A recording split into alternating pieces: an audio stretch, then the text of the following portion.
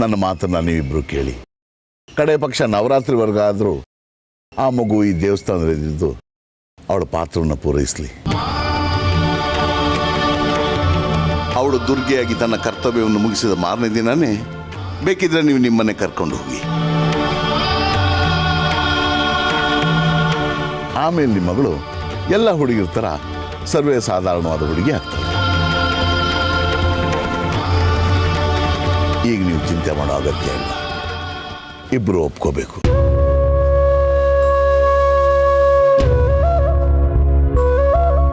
ಕಾರಣ ಇಲ್ಲದೆ ನಾ ಈ ಮಾತು ಹೇಳ್ತಿಲ್ಲ ತಾಯಿ.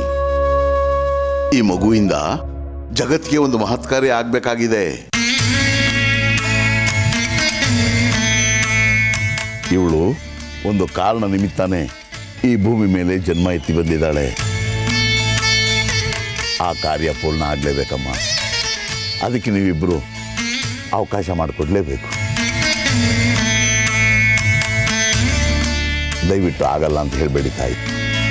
ಈ ವಿಷಯದಲ್ಲಿ ನಾನು ನಿಮಗೆ ಸಂಪೂರ್ಣವಾದ ಭರವಸೆ ಕೊಡ್ತೀನಿ.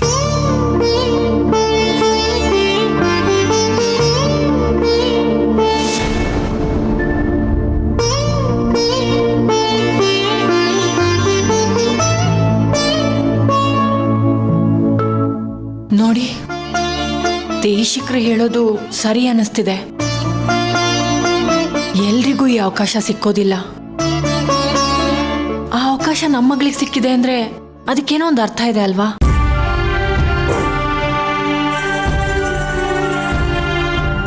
ಅವಳಿ ಕಾರ್ಯನ ಪೂರ್ತಿಗೊಳಿಸ್ಲಿ. ಅರ್ಧಕ್ಕೆ ಎದ್ದು ಬರೋದು ನಮ್ಗೆ ಶ್ರೇಯಸ್ಸಲ್ಲ ಅಲ್ವಾ? ಇನ್ನು 6 ದಿನ ನವರಾತ್ರಿ ಕಳಿತಿದ್ದ ಹಾಗೆ ನಮ್ಮ ಮಗಳು ನಮ್ಮ ಮನೆಗೆ ವಾಪಸ್ ಬಂದ್ಬಿಡ್ತಾಳೆ. ಮತ್ಯಾಕೆ ಸುಮ್ಮನೆ ಚಿಂತೆ ಮಾಡಬೇಕು?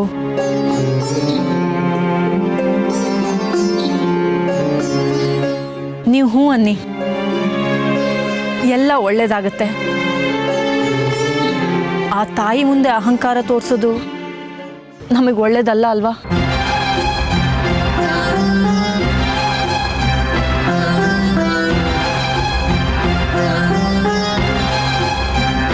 ಸರಿ ಆಯಿತು, ನೀವೆಲ್ಲ ಹೇಳ್ತಿದ್ರಲ್ಲ, 4 ದಿನ ತಾನೇ ಇದ್ದು ಬರಲಿ.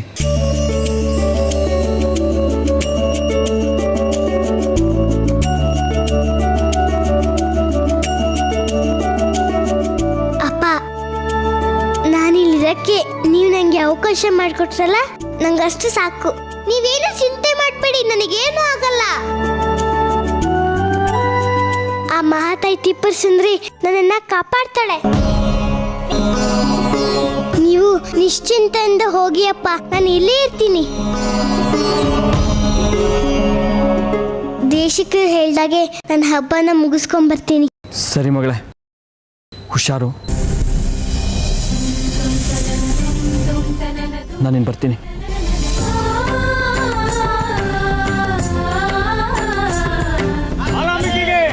ಬಾಲಾಂಬಿಕೆಗೆ ಬಾಲಾಂಬಿಕೆಗೆ ಬಾಲಾಂಬಿಕೆಗೆ ಬಾಲಾಂಬಿಕೆಗೆ ಬಾಲಾಂಬಿಕೆಗೆ ಬಾಲಾಂಬಿಕೆಗೆ ಬಾಲಾಂಬಿಕೆಗೆ ಬಾಲಾಂಬಿಕೆಗೆ ಬಾಲಾಂಬಿಕೆಗೆ.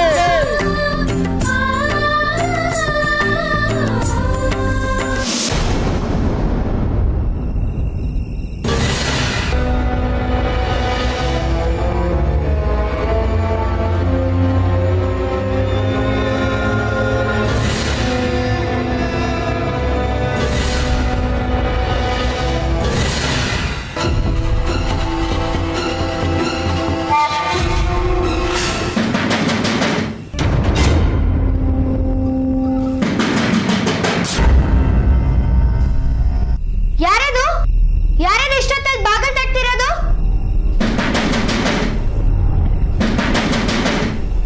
ಏನಾಯ್ತಮ್ಮ?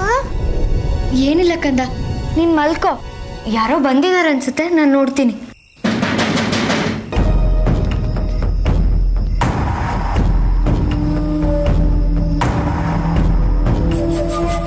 ಯಾರದು ಯಾರದು ಇಷ್ಟೊತ್ತು ಬಾಗಿಲು ತಟ್ತಾ ಇರೋದು?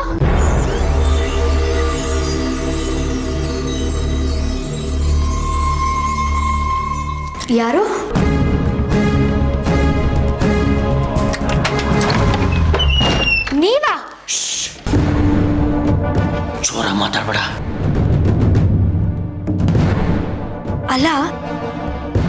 ಹುಡುಗಾಟ ಆಡ್ತಿದ್ದೀರಾ?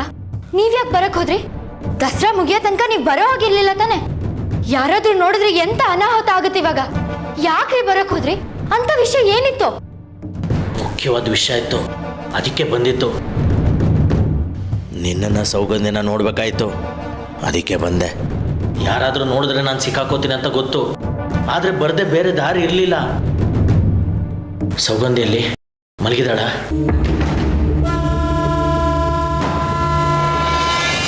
ಅಪ್ಪ, ಸೌಗಂಧಿ,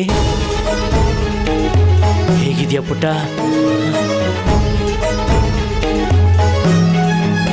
ಹೇಗಿದ್ಯಾ ಕಂದ? ನಾನು ಚೆನ್ನಾಗಿದ್ದೀನಿ ಅಪ್ಪ. ಏನಪ್ಪ ಇಷ್ಟೊತ್ತಲ್ಲಿ ಬಂದಿದ್ದೀರಾ? ನಿನ್ನನ್ನು ಬಿಟ್ರೆ ನನಗೆ ಬೇರೆ ಯಾರಿದ್ದಾರೆ ಹೇಳು? ನಿನ್ನನ್ನು ನೋಡಬೇಕು ಅನ್ನಿಸ್ತು, ಅದಕ್ಕೆ ಓಡೋಡು ಬಂದೆ. ನಿನಗೊಂದು ಸಂತೋಷ ಸುದ್ದಿ ಹೇಳಬೇಕು, ಅದಕ್ಕೆ ಕದ್ದು ಮುಚ್ಚಿ ಬಂದೆ. ಸಂತೋಷ ಸುದ್ದಿನ? ಏನಪ್ಪ ಅದು? ನನಗೆ ನಿನಗೆ ಸಂತೋಷ ಸುದ್ದಿ ಬೇರೆ ಯಾವುದಿದೆ ಹೇಳು ಪುಟ್ಟ? ಎದೆಯೊಳಗೆ ಆಕ್ರೋಶ ಕುದೀತಾ ಇದೆ. ಅವಮಾನ ಅನ್ನೋದು ನನ್ನನ್ನು ಸುಟ್ಟು ಬೂದಿ ಮಾಡ್ತಿದೆ. ಅಸಮಾಧಾನ ನನ್ನನ್ನೇ ತಿಂದು ಹಾಕ್ತಿದೆ. ರಾತ್ರಿ ನಿದ್ದೆ ಬರ್ತಿಲ್ಲ, ಊಟ ಸೇರ್ತಿಲ್ಲ. ಆ ನಮ್ಮ ಶತ್ರು ಸಾಯೋ ತನಕ ನಮಗೆ ನೆಮ್ಮದಿನೇ ಇಲ್ಲ ಪುಟ್ಟ. ಅಂದ್ರೆ ಆ ಹಿರಣ್ಮಯ್ಯನ ಸೋಲ್ಸೋದಿಕ್ಕೆ ಉಪಾಯ ಏನಾದರೂ ಮಾಡ್ಕೊಂಡು ಬಂದಿದ್ದೀರಾ?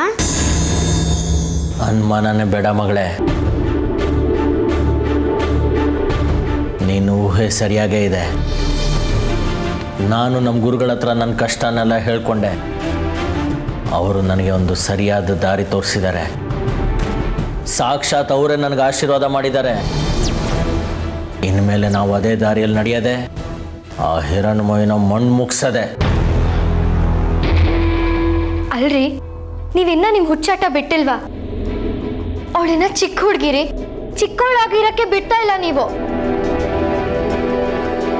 ಹಿರಣ್ಮೈ ಮೇಲೆ ದ್ವೇಷ ತುಂಬಿಸಿ ಅವಳ ವಿರುದ್ಧ ಎತ್ ಕಟ್ತಿದ್ದೀರಾ. ಇವಳ ಹತ್ರ ಇದೆಲ್ಲ ಕೆಟ್ಟ ಕೆಲಸ ಮಾಡಿಸ್ಬೇಡಿ ಕಣ್ರಿ. ನಿಮ್ ಮಗಳಿಗೆ ನೀವು ಒಳ್ಳೆ ಬುದ್ಧಿ ಹೇಳೋದ್ ಬಿಟ್ಟು ನೀವೇ ಅವಳನ್ನ ಕೆಟ್ಟ ದಾರಿಲಿ ನಡೆಸಿದ್ರೆ ಹೇಗ್ರಿ? ಇಂಥ ದ್ವೇಷದ ಬೀಜ ಬಿತ್ತೋದಿಕ್ಕೆ ರಾತ್ರೋರಾತ್ರಿ ಕದ್ದು ಮನೆಗೆ ಬಂದಿದ್ದೀರಾ. ಬುದ್ಧಿ ಬೇಡವಾ ನಿಮಗೆ? ನಿನಗಿದೆಲ್ಲ ಅರ್ಥ ಆಗಲ್ಲ, ಸುಮ್ಮನೆ ಎದ್ಬಿಡು ದೇವಿಕಾ. ಶತ್ರುಗಳಿಂದ ಅವಮಾನ ಆದವ್ರಿಗೆ ಅವ್ರ ಮೇಲೆ ಸೇಡ್ ತೀರಿಸ್ಕೊಳ್ಳೋವರೆಗೂ ಶಾಂತಿ ಇರಲ್ಲ, ನೆಮ್ಮದಿ ಇರಲ್ಲ, ನಿದ್ದೆ ಇರಲ್ಲ, ಸಮಾಧಾನ ಇರಲ್ಲ. ಸಾಕು, ಸುಮ್ಮನಿರ್ರಿ. ಇಲ್ಲಿ ಅರ್ಥ ಆಗದೆ ಇರೋದು ನನಗಲ್ಲ, ನಿಮಗೆ. ವಿನಾಕಾರಣ ಹಿರಣ್ಮೈ ಮೇಲೆ ದ್ವೇಷ ಸಾಧಿಸ್ಕೊಂಡು ಹೋಗ್ತಿದ್ದೀರಾ. ಸೋತ್ ಸುಣ್ಣವಾಗಿ ಮನೆಗೆ ವಾಪಸ್ ಬರ್ತೀರಾ. ಇದನ್ನ ಯಾರಾದ್ರೂ ಮೆಚ್ಚೋದುಂಟಾ? ನಿಮ್ ಬುದ್ಧಿ ನನಗೆ ಒಂಚೂರು ಹಿಡಿಸ್ತಿಲ್ಲ. ಹಿರಣ್ಮೈ ಮುಂದೆ ಎಷ್ಟ್ ಸತಿ ಸೋತಿದ್ದೀರಾ ಅಂತ ಒಂದ್ಸತಿ ಲೆಕ್ಕ ಹಾಕಿ ನೋಡಿ, ಗೊತ್ತಾಗುತ್ತೆ. ಹೌದು ರೀ, ಯಾವುದೋ ಜನಗಳನ್ನ ಹಿರಣ್ಮೈ ಹತ್ರ ಕಳ್ಸಿ ಅವಳಿಗೆ ಅವಮಾನ ಮಾಡ್ತೀನಿ ಅಂದ್ರಿ. ಆಮೇಲೆ ಏನಾಯ್ತು? ನೀವೇ ಆಪತ್ತಿಗೆ ಸಿಕ್ಕಾಕೊಂಡ್ರಿ.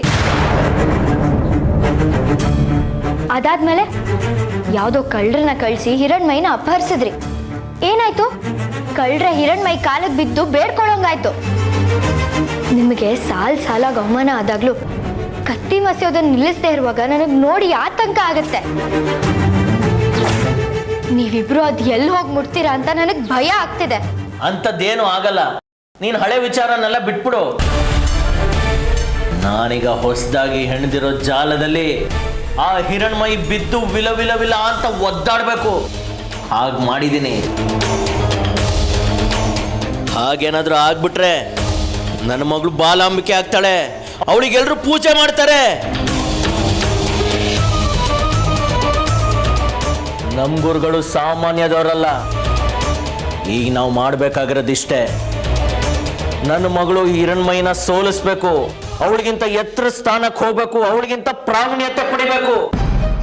ಅದಕ್ಕೆ ನಾವು ನೀಲ ಸರಸ್ವತಿಯ ಮೊರೆ ಹೋಗ್ಬೇಕು. ಆ ನೀಲ ಸರಸ್ವತಿ ಮಹಾತಾಯಿನ ವಶೀಕರಣ ಮಾಡ್ಕೊಂಬಿಟ್ರೆ ಸಾಕು, ನನ್ನ ಮಗಳು ಸೌಗಂಧಿಗೆ ಯಾರು ಸರಿಸಾಟಿ ಇರಲ್ಲ. ಅವಳನ್ನ ಸೋಲ್ಸೋ ಶಕ್ತಿ ಯಾರಿಗೂ ಇರಲ್ಲ. ಹೇಗೆ ಹೇಳು ದೇವಿಕಾ? ನಮ್ಮ ಮಗಳು ಸೌಗಂಧಿ ಬಾಲಾಂಬಿಕೆ ಆಗೋದು ನಿನಗಿಷ್ಟ ಇಲ್ವಾ? ಹೇಳು, ಇದೇ ತಾನೆ?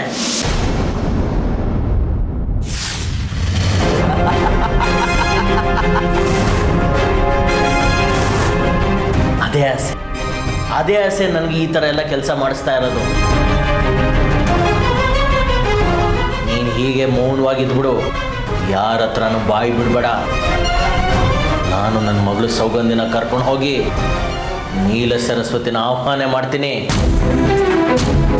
ನಾನಿನ್ ಬರ್ತೀನಿ, ಬಾ ಮಗಳೇ. ರೀ ನಾನು ಹೇಳೋದನ್ನ ಕೇಳ್ರಿ. ರೀ ರೀ ಛೀ.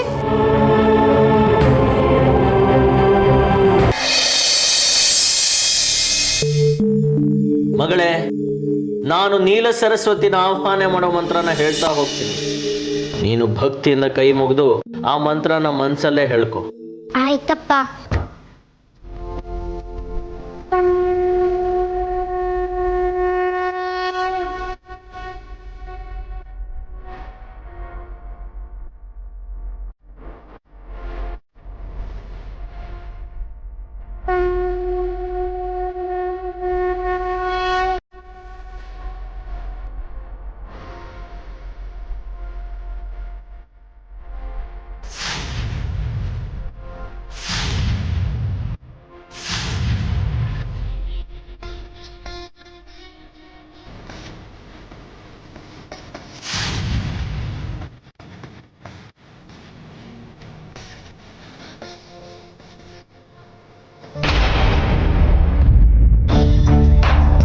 ಬಾ ತಾಯಿ ನೀಲ ಸರಸ್ವತಿ, ಆಹ್ವಾನ ಆಗು ಬಾ ತಾಯಿ, ವಶವಾಗು ಬಾ.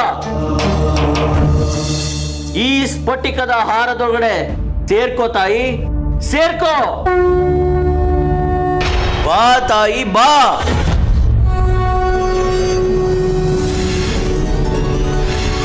ಮುಂದೆ ನಡೆಯೋ ಸ್ಪರ್ಧೆಯಲ್ಲಿ ನನ್ನ ಮಗಳು ಜೈ ಗಳಿಸುವಂತೆ ಅವಳ ಮೈ ದುಂಬಿ ಬಾ, ಮನ ದುಂಬು ಬಾ. ಜ್ಞಾನದಾತೆ, ಲೋಕ ಪೂಜಿತೆ, ಅವಳ ವಶವಾಗು ಬಾ ತಾಯಿ.